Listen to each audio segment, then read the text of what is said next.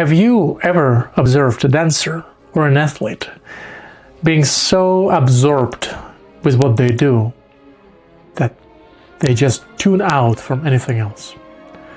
Or think about the artist who would be painting something for hours without noticing the passage of the time.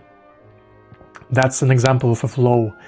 You may have experienced this yourself when you would be playing something so deeply and you would be so consumed by the process that you wouldn't even notice somebody calling your name.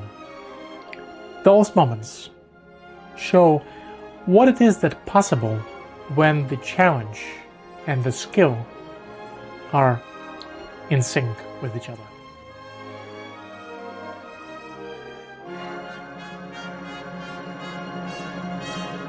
Slava Ukraini!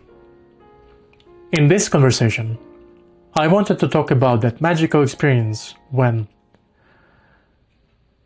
practice feels effortless and time is just flying by. That is the flow. Perhaps you have found yourself experiencing the following as well, when you get so absorbed in practicing or doing something, whatever it is that you are doing, and suddenly a couple of hours have passed when it felt like it was only a matter of a couple of minutes that have gone by.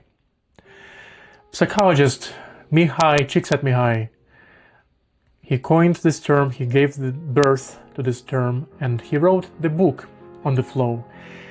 And he discovered that people perform their best and also feel the happiest when they are fully engaged in the task, in the activity that they're doing, and when things are challenging enough, but not overwhelming. So it's one of the ideas is that it all comes down to hitting that sweet spot between boredom and anxiety. If something is too easy, we are going to get bored. If something is too difficult, before we know it, we are going to get frustrated, whether with the activity that we are doing or with ourselves. However, if it's challenging enough, we are going to enter this magic zone of a very energized focus. Think about it for those of you who played a video game.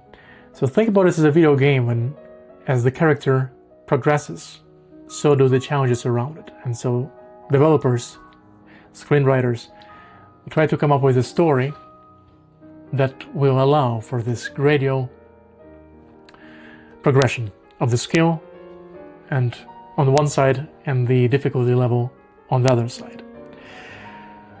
To be in the flow, besides just having this balance between the difficulty and the skill, we also need to have a clear set of goals that we set for ourselves, as well as a way for a clear, direct, immediate feedback.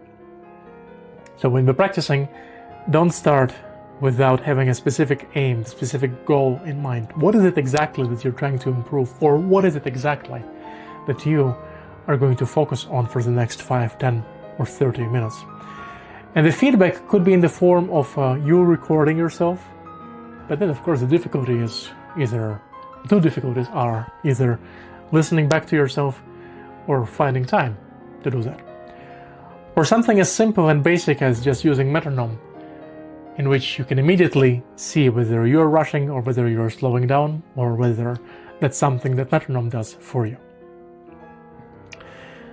That way, you will always know if you're hitting the mark, if you've put in place some of the mechanisms for immediate feedback.